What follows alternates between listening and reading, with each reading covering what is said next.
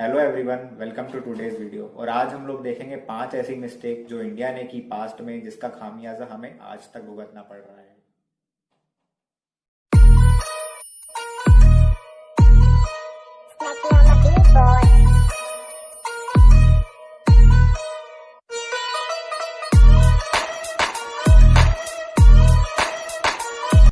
Number 1, India rejecting it's permanent seat in UN security council.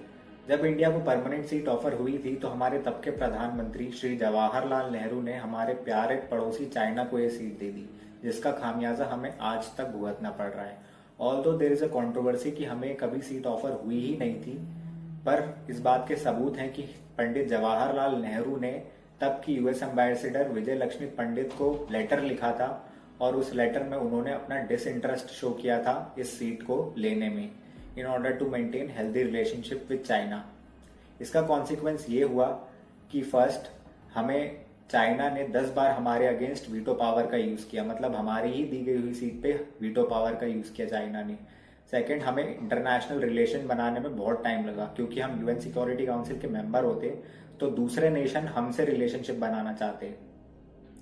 Hindi चीनी भाई भाई करते करते चीनी कब करेले में बदल गई पता ही नहीं चला। नंबर 4, इंडिया का 1950 फीफा वर्ल्ड कप से विड्रॉ कर लेना। सरप्राइजिंगली 1948 समर ओलंपिक्स में इंडिया ने काफी अच्छा परफॉर्म किया था और बेयरफुट फ्रांस से 2-1 के थिन इंटरवल से हार गए थे। अब 2 साल बाद वर्ल्ड कप होना था और सबकी निगाहें इंडिया पे थी। एशिया की से सिर्फ एक ही टीम पार्टिसिपेट कर सकती थी और उन्हें एक क्वालिफिकेशन राउंड खेलना था, पर फिलीपींस, बर्मा और इंडोनेशिया ने पहले ही विड्रॉ कर लिया, तो इंडिया को ऑटोमेटिक स्पॉट मिल गया वर्ल्ड कप में। पर गेस व्हाट, इंडिया ने भी विड्रॉ कर लिया। इसके रीजंस क्या हैं? काफी लोग कहते हैं कि इंडिया के पास इतने भी पैसे नहीं थे कि वो एक पेयर ऑफ शूज खरीद सके वर्ल्ड कप खेलने के लिए, और फीफा ने मना कर दिया था बेयरफुट कोई नहीं खेलेगा वर्ल्ड कप। पर ये इन्फॉर्मेशन गलत है। इंडिया ने ज्यादा इंपॉर्टेंस ही नहीं दी थी वर्ल्ड कप को, क्योंकि वो सबसे बड़ा स्पोर्टिंग इवेंट ओलंपिक्स को समझते थे। डिस्पाइट कि ऑर्गेनाइजर्स उनके ट्रैवल एक्सपेंस को बेयर करने के लिए तैयार थे, फिर भी सरप्राइजिंगली इंडिया ने वर्ल्ड कप नहीं खेलने का एक सरप्राइजिंग डिसीजन लिया। मैं आपको इंडियन कैप्टन का एक कोट करना चाहूंगा, उनकी स्टेटमेंट को। We had no idea about the world cup then, had we been better informed, we would have taken initiative ourselves. For us, the Olympics was everything. There was nothing better. इसका consequence क्या हुआ? आज हम Indian football की स्थिति देखते हैं, एकदम खराब है, बिल्कुल एशिया में भी कहीं स्टैंड नहीं करती है। तो अगर 1950 में हम वर्ल्ड कप खेल लिए होते तो आज हम काफी बेटर पोजीशन में होते और बड़े बड़े यूरोपियन क्लब्स को हरा रहे होते। Number 3, India's handling of the Kashmir issue. 1947 में जम्मू एंड कश्मीर के रेनिंग मोनार्क थे राजा हरी सिंह, और उसी टाइम पे कुछ लोकल ट्राइबल्स और पाकिस्तानी आर्मी ने मिलकर जम्मू एंड कश्मीर पे हमला कर दिया। इस सिचुएशन की पैनिक में आके राजा हरी सिंह ने इंडिया से मदद मांगी। एज अ रिजल्ट इंडिया ने मदद करी और राजा हरी सिंह जम्मू एंड कश्मीर को इंडिया का पार्ट बनाने के लिए अग्री हो गए।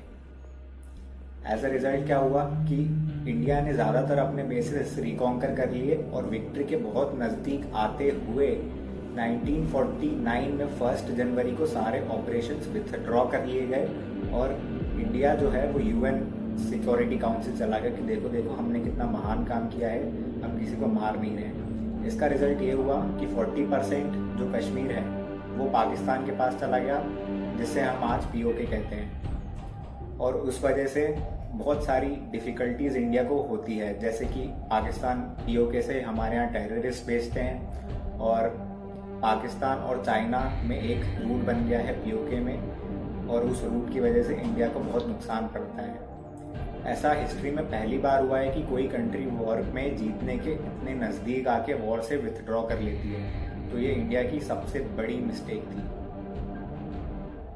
नंबर 3 है डिमोनेटाइजेशन।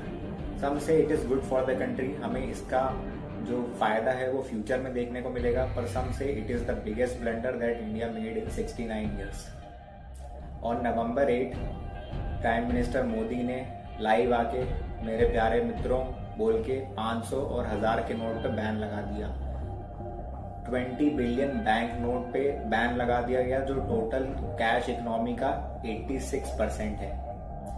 और इसका कॉन्सिक्वेंस ये हुआ कि लोगों को लाइन में खड़ा होना पड़ा। किसी को कुछ, पहली बात तो किसी को कुछ समझ में नहीं आया, 90% लोगों को समझ में नहीं आया कि अब करना क्या है, इसलिए बैंक्स की लंबी लंबी लाइनें लगती। मैं खुद उस टाइम में 17 साल का था, 4 घंटे बैंक की लाइन में लगा, और जब मैं बैंक के अंदर एंटर हुआ तो उन्होंने बोला आप एडल्ट नहीं हो, आप नोट चेंज नहीं करा सकते, तो मुझे जाना पड़ा। बनते हैं ऑपरेशन कबूतर।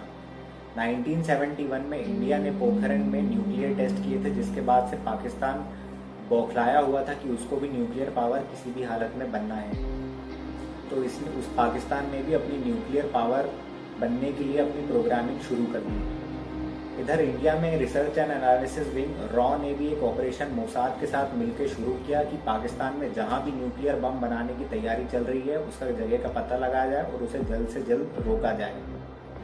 इधर पाकिस्तान में MAQ खान नामक एक व्यक्ति को आयरलैंड नौकरी करने के लिए भेजा गया, और वहाँ उसने पूरी जानकारी जुटाई कि न्यूक्लियर बॉम्ब कैसे बनाते हैं, और वापस अपनी बीवी और बच्चों के साथ पाकिस्तान भाग के आ गया और पूरी जानकारी दी कि न्यूक्लियर बॉम्ब कैसे बनाए जाएंगे। इधर इंडिया ने भी अपने ऑफिसर्स को पाकिस्तान भेजा हुआ था ये पता लगाने के लिए कि कहाँ इसका टेस्ट चल रहे हैं। तो ये इस बात का पता चला कि कहूता नाम की जगह पे पूरा न्यूक्लियर टेस्ट चल रहा है। और जब तब के प्रधानमंत्री Morarji Desai, Indian prime minister Morarji Desai को ये पता चला कि ये सब ऑपरेशंस रॉ कर रहा है, तो वो बहुत भड़क गए और बोले कि ये पाकिस्तान का इंटरनल मैटर है, हमें इसमें दखल नहीं देना चाहिए। या वो यहीं नहीं रुके, उन्होंने तब के प्राइम मिनिस्टर पाकिस्तान को फ़ोन लगा दिया और सारी जानकारी दे दी कि मुझे पता है कि कहूता में न्यूक्लियर टेस्ट चल रहे हैं। तो अब उन्हें सब पता चल गया, तो उन्होंने ISI को बोल के अपने जितने भी इंडियन ऑफिसर्स थे उनको पकड़वा दिया और वो सब शहीद हो गए।